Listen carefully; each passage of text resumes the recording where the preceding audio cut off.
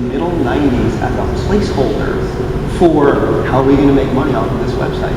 And then we backed into things like the IAB and turned it into an industry standard. And you know what, it was really cheap for a bunch of kids to make 15 versions of 15 different sizes of an ad, and that's how this all happened. But bottom line, when you're in digital, and it's a two-way medium, and you're engaged in a piece of content, everything else around it, pre-roll, banners, what have you, is completely disruptive.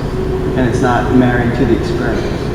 I think that product placement is the beginning, but again, it's sort of copying and pasting what we do on TV, because there are big celebrities using Windex on Seinfeld, to date myself. I don't know what's on TV now. In Game of Thrones, Windex. But I think that we need to be thinking about what the new formats are, and I think what the advertisers are grasping at is this idea of content marketing, and that you can start to use the content that's out there to start promoting your stuff and create a voice and a brand voice and things like that. But again, I think massive challenges. I don't think there's actually an answer right now. I think that the way that we market online is poor. 2% click-through is awesome. It's not 0.01% click-through on a banner. But still, what's the action you're looking for someone to take relative to a product? What is it that you're trying to associate your product or brand with? And how do you deliver that message? We don't have the tools right now. I would. Well, is the answer possibly in user-generated content? Because I feel like, why do you look at me like that, Jordan? Stop. Serious question, right? So like Instagram, Vine, all of these platforms that let users create their own content, everything's geotagged. You see a plate of food, you know what restaurant it came from. Obviously the user owns that content right now, but I mean, how can brands get in on that? What is the plan there? It feels like there's something should be happening and it's not to me. I think it is. I think there's been some really successful campaigns with UGC, Twitter, hashtag photos or Instagram photos. It takes, I think, more than just saying, we're running a competition and, hashtag or take a photo, share it to Twitter and put a hashtag on it for a chance to win. I think it has to be a little bit more innovative than that. But there's been some really good campaigns. I don't think, I wouldn't say we sort of failed the industry. Well, there were two Super Bowl ads that were. Pepsi was one of them. And Dorito? Pepsi and Doritos are owned by that's both PepsiCo. So it was Pepsi's Doritos ad, maybe. I mean, they leveraged Twitter. They essentially created UGC. Someone created an ad based on photos, right? Photos. And so I think that's leveraging UGC, but more leveraging social. And I think if you look at YouTube, they've got 1 billion people, so great opportunity with UGC. But look at the rates. The CPMs are about $2. How do you monetize someone's cat in the kitchen? There's a lot of content that's objectionable to advertisers and brands, so it's difficult to monetize that. Then YouTube said, we're going to create a new environment for premium content and new channels. And so they put $200 million for companies like Maker, Machinima, and Fullscreen to create original content for YouTube. A year later, they pulled all that money back. And those companies, we've got a company, Ray William Johnson came to us. He's got 9.5 million subscribers, 50 million monthly views, because he wants to monetize in a premium environment. So we take his audience and move it off of YouTube and gets $15 CPM instead of $2. And the only reason is a lot of that UGC content is difficult to monetize. A brand doesn't want to be associated with some video that you don't really understand what's behind it. It's got to be curated and done in a professional way. But isn't there an opportunity for that? Like especially with video, like stuff like I can understand where like on Instagram or their videos are owned by them and stuff like that. But like with Vine and Instagram video coming out, like I remember I was at the W Hotel in San Francisco and I was just walking in, but I like got a little Vine of it, tagged at W. Like to me, I feel like as a consumer, if I saw that instead of a W ad, not to diss W in any way, but that's something that from someone who actually stayed there. Someone that, you know, that is more compelling to me to go to W, but brands aren't involved in that interaction at all. That's me and my followers and my friends. How can they get involved? But I think they are. I mean, had the W known that you were going to go, you're influential, they would have done something to encourage you to do that. One of the other companies at Betaworks, it's not a plug, but it's relevant, is Blog Lovin', and they work with some of the most popular sort of lifestyle and fashion blogs around the world. A lot of the bloggers that are our partners on Blog Lovin', they have hundreds of thousands of followers, and if they're going to go, like, you know, these guys may not make a big salary on their blog, but they will go and they will travel the world at the expense or at the through subsidies of the hotels, the airlines, the cars, in exchange for getting Instagram photos with them and that brand, and then hashtagging it the right way.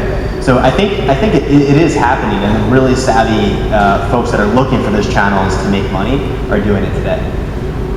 Okay, I'm fine with that. But you know what, the one caveat in all this is, I think we're talking about the very, very top of the pyramid in terms of consumers. Advertising is by nature disruptive. It is disruptive. I mean, you're not going to get around it. So there's going to be a select group of the audience that's going to say, in order for you to reach engage with me, here's how you have to navigate the path. There's still a hell of a lot of people that are watching the Super Bowl every year, because the last time I checked, the numbers they're getting for 30-second spot on the Super Bowl, pretty damn big. So the marketers are trying, from a marketer perspective, we're trying to get the most cost-effective reach that we possibly can of our marketing message, and do that in the most cost-effective and efficient way. Right now, the legacy world, the TV world, and the broadcast media world is still getting the lion's share of those dollars. And we don't see any significant change yet. But so I think we've got to make sure that we don't lose some of that disruptive part of this. In the kind of the spectrum of the audience that says, well, you know, I want to be particular about what I see and what I don't see. All right, that'll be a small segment of the marketplace. There's a lot of folks that don't know what they don't know, and they want to be introduced. They want to have something that says, well, I didn't know about this new Ford truck. I didn't know about, you know, whatever event is going on. And it's a way to kind of get in front of those people in the most relevant way, in the best way they can. Because if the marketer on the digital side isn't engaging the audience, then that's throwing away money too. So as content creators, how do you kind of make the distinction of what financial model to use? I mean, how do you know that I want to stick with ads, or how do you know to erect a paywall, or go into subscription service? And people are doing all kinds of creative things, but how do you make that distinction? How do you It depends on how dire you are. Yeah, exactly. What? How much money do you need? It depends on how dire you are and how Right. big you are and how much money you need to make. I mean, we're working with a very small newspaper, relatively speaking, in Belfast, one of the two local papers there, in a phenomenally saturated media market, who's trying to make the transition from print to digital because, quite plainly, their audience is dying off. This is a newspaper that people spend 70p on every day. There are 30,000 people who live in Belfast. They sell 40 to 50,000 papers a day, so they've got, relatively speaking, a huge market share. They are tied even in the market. It's the Irish News is the paper. And they've been doing stuff in digital. They didn't invest in digital early because they were being, cautious, but now they see they have to. And we're going through the process right now of helping them figure out, is it display advertising? Is it a paywall? How do you market? What do you do? And it basically comes down to real bottom line decisions. How do you protect your print revenue long enough so that you can bootstrap your digital? Will your digital revenue ever be the same as your print? Bottom line is no. Media industry across the board, everybody will make less money. There's more media out there, everybody's creating it, that's what's happening. Sorry for the bad news. Right, in case you hadn't heard. But it comes down to really thinking about which levers you need to push and pull to get to the end goal, and it's very, it's bottom line driven. And it's thinking also operationally. Should the Irish News, with a newsroom of 50 to 60 people, be operating more like TechCrunch? Should there be more stringers? It's just the nature of...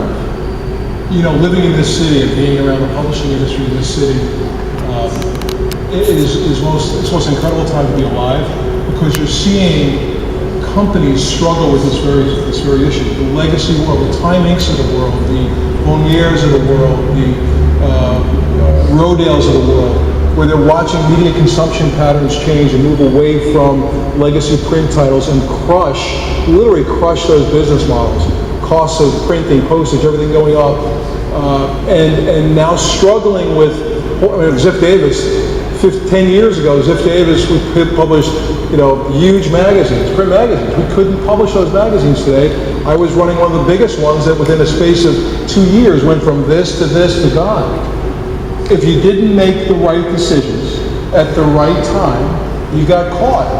There, Condé Nast closed down Gourmet magazine. Are people still interested in gourmet content?